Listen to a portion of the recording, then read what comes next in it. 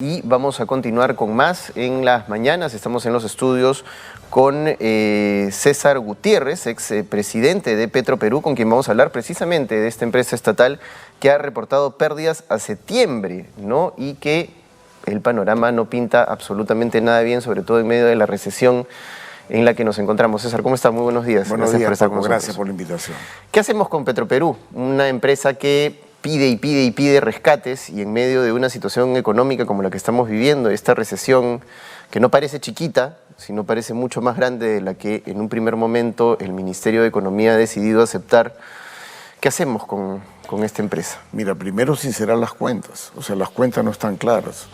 El año pasado, cuando le dieron un primer apoyo en mayo, 750 millones de dólares de préstamo con compromiso de devolverlo en diciembre del año pasado. En octubre del año pasado, los 750 quedaron cortos y les dieron 1.000 millones de dólares de aumento de capital, no de préstamo, más una línea de crédito por 500 millones de dólares para importar. Bueno, eso ha resultado insuficiente. Trascendió hace aproximadamente mes y medio porque se filtró un acta de directorio que había un pedido de 2.250 millones de dólares de aumento de capital, 2.250 millones de dólares, más la línea de crédito de 500 millones para importaciones, subirla a 1.000 millones. Entonces, la pregunta es, ¿dónde se está yendo el dinero? Porque lamentablemente los montos que le han dado, que son significativos, han resultado insuficientes. Decisiones para tomar dependen pues de cuál es la verdadera situación de la empresa, y eso la verdad que no se conoce. Hay mucho secretismo y vemos un ministro de Energía y Minas que está apostando en un Petroperú como si fuera el año 1969, ¿no? Que es el Petroperú del gobierno militar, y hoy día las cosas no se manejan así. O sea, el tesoro público no es infinito en recursos, y necesitamos saber cuánto más van a apoyar. Mi impresión que el ministro de Economía y Finanzas, Alex Contreras, que en primer término dijo no voy a apoyar porque paso mi límite de déficit fiscal, yo estoy seguro que la bala de plata antes de su ida, porque ya tengo entendido que hay relevo para él, que lo va a dar seguramente después de la aprobación de la ley de presupuesto, que es en este mes, yo creo que les va a dar un apoyo.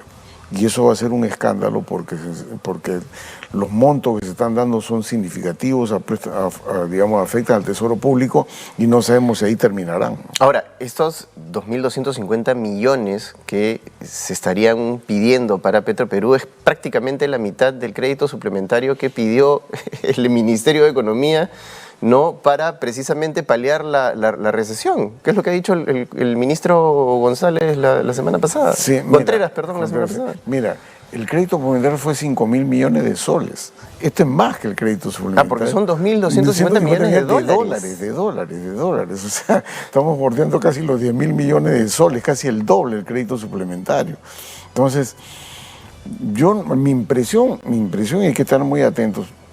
El ministro Contreras está de ida, o sea, es insostenible. Y ya los rumores en los sectores económicos es que tiene relevo. Entonces, y lo están esperando la aprobación de la ley de presupuesto, que debe ser de máximo el 30 de noviembre, el 30 de este mes. Yo creo que el apoyo que va a dar hay una necesidad de pagos de obligaciones financieras que vencen en diciembre por 140 millones de dólares. Yo creo que va a dar ese apoyo y va a ampliar la línea de crédito para que siga importando unidades de desabastecimiento. Se va, y probablemente en la ley de presupuesto se va a incluir algo para el próximo año, y ese algo va a tener que ver con este pedido de 2.250 millones de dólares, y que lo vea el siguiente ministro de Economía. Creo que eso están jugando.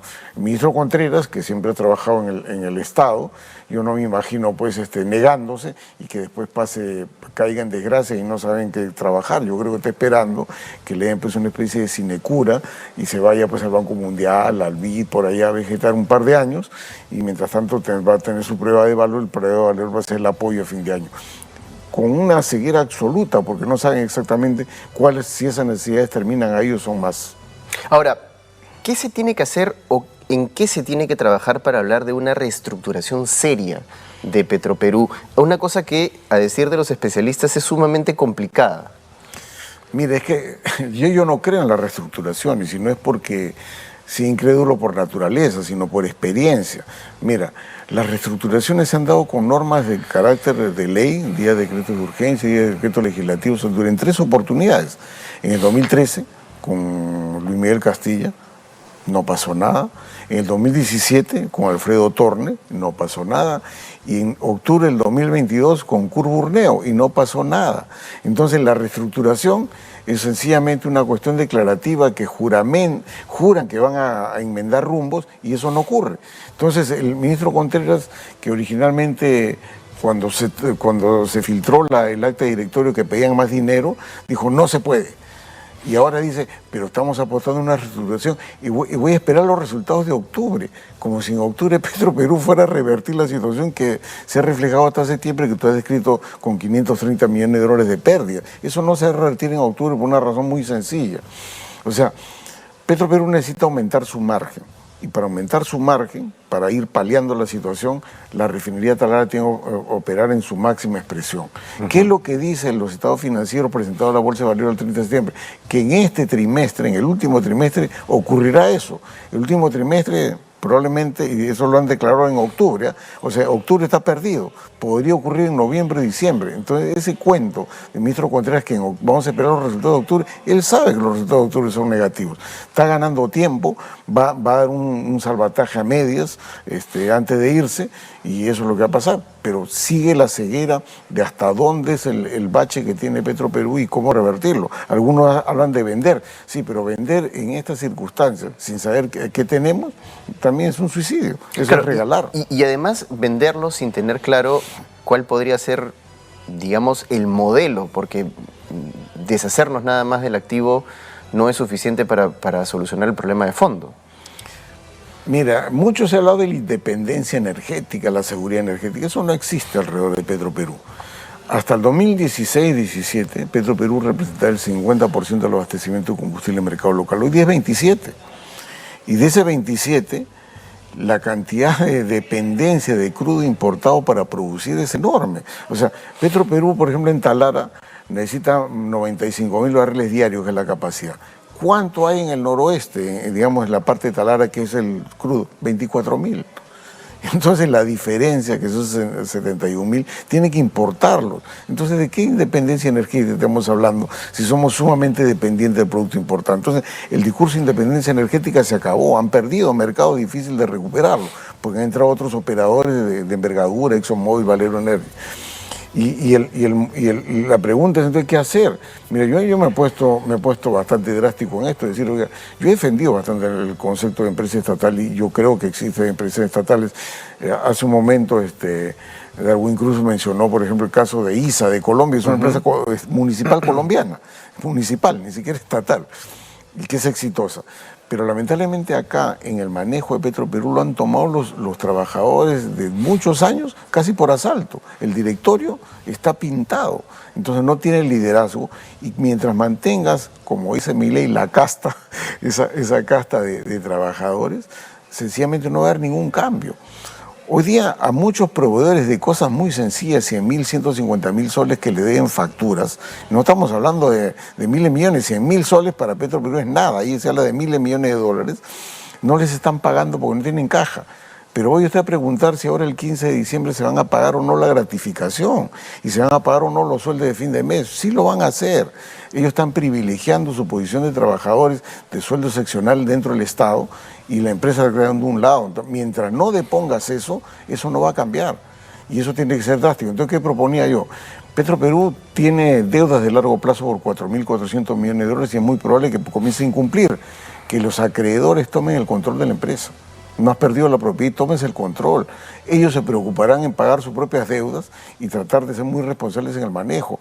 No hay otra cosa, lamentablemente, porque tú podrás decir que nombren otras personas, pero tener personas que conozcan y tengan liderazgo es muy raro en este mercado.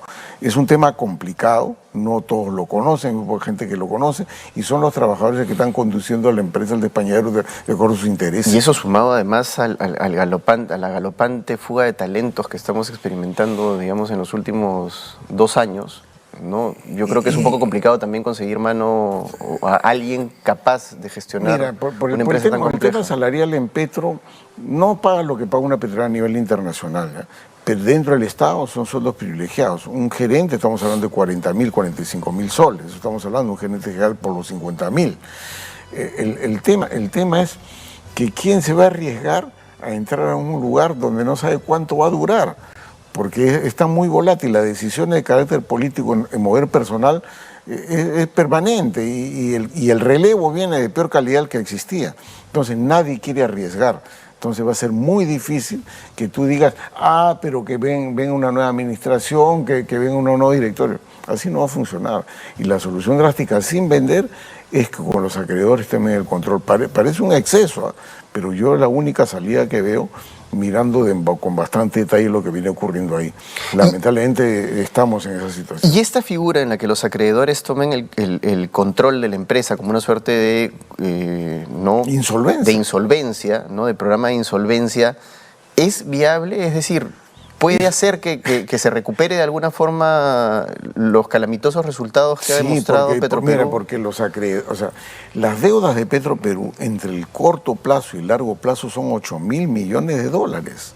Esa es la deuda de Petroperú. O sea, y no estoy fantaseando ni estoy proyectando, eso dice los estados financieros al 30 de septiembre que tú has referido. Casi 3.500 de deudas en corto plazo en menos de un año, y 4.000 en el largo plazo, más de un año, 4.500. Esa es la deuda. Es difícil eso de manejar por sí solo, salvo que el fisco lo apoye. Pero el fisco también tiene límite porque tenemos compromiso de meta de déficit fiscal, compromiso digamos, del endeudamiento externo. Entonces, si no vamos a quedar muy mal ante la comunidad financiera internacional como Estado. ¿Cómo se hace eso?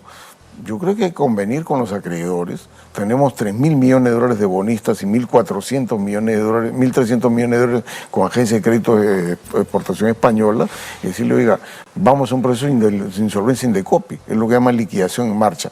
No he vendido la empresa, no la he liquidado, no la he paralizado, no he perdido la propiedad. Lo que he perdido es el control, a nombre de aquellos que hoy día necesitan cobrar y cada día se les hace más dificultoso que cobrar. Y ahora, ese proceso, ¿cuánto tiempo puede demorar como para que podamos ver resultados positivos a favor de Petroperú? Mira, las liquidaciones en marcha demoran, pueden demorar 5 o 6 años. Eso es. En el camino se toman decisiones de carácter gerencial. Por ejemplo, Petroperú tiene un oleoducto que lamentablemente es un problema y que hay que pensar probablemente en cerrarlo. Eso es una decisión. La otra decisión es la parte de refinación, hay que separarla de la parte de exploración-producción que a la fuerza se la han dado, digamos, en decisiones de carácter vergonzoso. Mira, hace 2 semanas, cuando se tomó la decisión de darle un lote en el mar que se elevaron a ver en noviembre, en el directorio de Perú Petro eran 4 personas, 3 estaban en contra de eso y la presidenta estaba a favor. ¿Qué hicieron? Sacaron al representante del Ministerio de Energía y Minas y lo relevaron por otro que votó a favor. Y hicieron la presidenta y el que entró a favor 2-2 y utilizó su voto dirimente. Así se están dando las decisiones a favor de Petroperú, es vergonzoso. Yo diría hasta merita investigación. Entonces, en esas condiciones es muy difícil manejar la empresa y yo creo que unos acreedores lo que harían es, vamos seccionando oleoducto por un lado, refinación, en el caso de Talara, porque hay que pagar deuda, por otro lado, y exploración-producción por otro lado. Y digamos, creando filiales, vamos a ir saneando la situación de la empresa. Y hay que pensar, y eso es un tema de decisión del MEF, porque el MEF representa el 40% de las acciones en el directorio de Petroperú. Eso en la Junta de Accionistas. Lo que hay que pensar es recomprar bonos. Mira, los bonos están valiendo hoy día entre el 60 y el 50% de su valor original. O sea, se corre el riesgo que si el deterioro sigue, venga lo que le llamaba a la Cristina Kirchner los fondos buitre, que son los fondos de riesgo, compren bonos y por incumplimiento mañana te exijan los 3.000 millones de dólares que debes para el día siguiente. Y eso puede ocurrir. Entonces el MES tiene que pensar en la posibilidad de recomprar bonos en vez de estar aportando dinero. Eso es aligerar, que son soluciones drásticas las que hay que tomar. Así es, esperemos que se puedan tomar por el bien, además de la salud económica de nuestro país. César, muchas gracias por haber estado con nosotros.